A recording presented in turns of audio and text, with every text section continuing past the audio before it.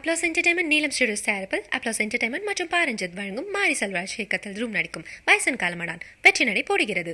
ராமநாதபுரத்தில் கடந்த 2 நாட்களாக பெய்து வரும் கனமழையால் லாந்தை ரயில்வே சுரங்கப்பாதைக்குள் மழைநீர் புகுந்து போக்குவரத்து பாதித்துள்ளது.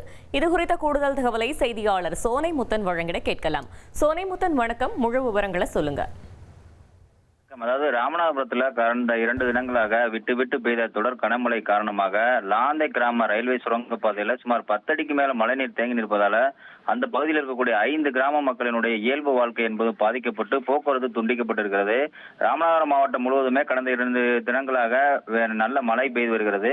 இந்த நிலையில ராமநாதபுரம் அருகே உள்ள லாந்தை கிராம பகுதியில் செயல்பட்டு வரும் ரயில்வே சுரங்கப்பாதையில 10 அடி உயரத்திற்கு மழைநீர் தேங்கி நிற்பதனால அந்த சுரங்கப்பாதை வழியாக வாகனங்களோ அல்ல நடந்து செல்லக்கூடிய நபர்களோ செல்ல முடியாத ஒரு சூழல் நிலவி வருகிறது.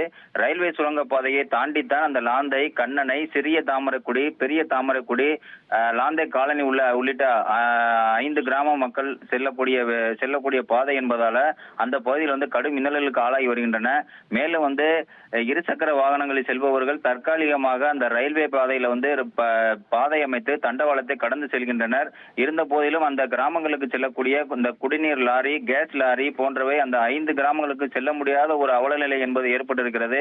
அசம்பாவிதம் திடீரென ஏதாவது அசம்பாவிதம் ஏற்பட்டால் கூட அந்த பகுதிக்கு ஆம்புலன்ஸ் செல்லக்கூட முடியாத ஒரு நிலை என்பது ஏற்பட்டிருக்கிறது. ரயில்வே நிர்வாகம் சார்பில் அந்த தண்ணீரை மோட்டார் வைத்து வெளியேற்றும் பணியை செய்து வரக்கூடிய நிலையிலும் அந்த பகுதியில் அதிகமாக தண்ணீர் இருப்பதால் அந்த பணி என்பது மந்தமானதாகவே தெரிய வருகிறது. கடந்த ஆண்டு இதே போல ரயில்வே சுரங்கப்பாதையில் தண்ணீர் தேங்கியிருந்த போது அந்த கிராம மக்கள் கடுமையான போராட்டத்தை முன்னெடுத்தனர்.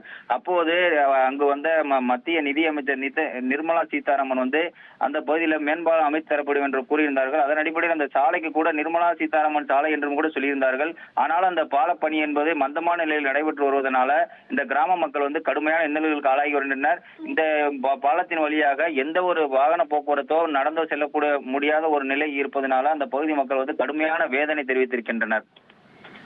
தகவல்களுக்கு நன்றி சோனை முத்தன். அப்ளாஸ் என்டர்டைன்மெண்ட் நீலம் ஸ்டுடியோஸ் தயாரிப்பில் அப்ளாஸ் என்டர்டைன்மெண்ட் மற்றும் பாரஞ்சித் வழங்கும் மாரி செல்வராஜ் இயக்கத்தில் ரூம் நடிக்கும் பைசன் காலமடான் வெற்றி நடை போடுகிறது.